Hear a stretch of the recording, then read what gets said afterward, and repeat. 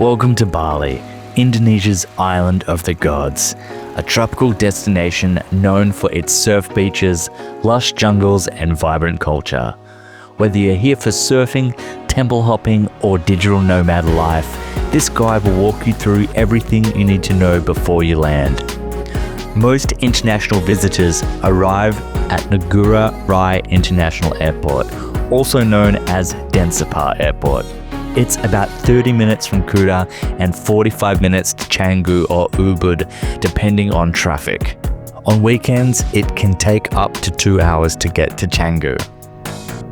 When you land, avoid the overpriced airport taxis waiting outside. Instead, head upstairs to departures and order a Gojek or Grab from the app, or walk outside and politely decline no to the obscene offers. Rides to most nearby areas will cost between 100,000 to 300,000 rupiah, around 7 to 20 US dollars. Be polite but firm, and always confirm the price before getting in. Most nationalities, you can buy a visa on arrival for around 500,000 rupiah at the airport. That gives you 30 days plus a one-time 30-day extension. You'll need to visit immigration or use an agent to process the extension. Total stay up to 60 days. Let's start with Senua, a laid-back town on the southeast coast. It's quieter than Canggu or Kuta, with a long beachfront path perfect for bikes and morning strolls. Great for families and older travelers. You'll also catch boats here to Nusel Bongan and Nusa. Kuta is Bali's party veteran, popular with Australians, backpackers and surfers. It's loud, chaotic and cheap. You'll find tons of bars, budget hotels and shopping malls. But if you're looking for peace or authenticity, you may want to skip it. A 30-minute boat ride from Senua gets you to Nusel Bongan, a small island with turquoise waters, seaweed farms and epic sunsets. It's popular for snorkeling, diving and exploring on scooter.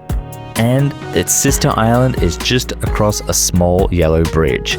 This is Nusa Ceningan. Back on the mainland, Seminyak blends Bali charm with Western comfort. Boutique shops, stylish villas and beach clubs like Potato Head and Kuta to make this favorite for foodies and fashion lovers. Then there's Canggu. Canggu is Bali's hipster capital. Think surf breaks, smoothie bowls, yoga studios and a thriving digital nomad scene.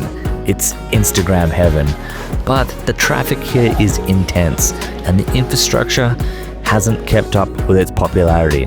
Still, it's a hub for expats and long-term stayers. Ubud is Bali's cultural heart, surrounded by rainforest and rice terraces. It's the place for temples, traditional dance, and spiritual retreats. Here, one of its biggest attractions is the monkey forest. You can also take a cooking class, go for a hike to waterfalls, or just relax in the nature. So, where should you stay? For short trips, base yourself in Ubud or Seminyak and do day trips around the island. Longer trips, split your time between Ubud and the south or explore Nusa Islands. Accommodation ranges from $10 for hostels to hundreds a night for luxury villas.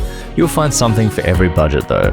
If you're planning on staying a little longer than 60 days, you'll need to leave the country to re-enter. This is called a visa run.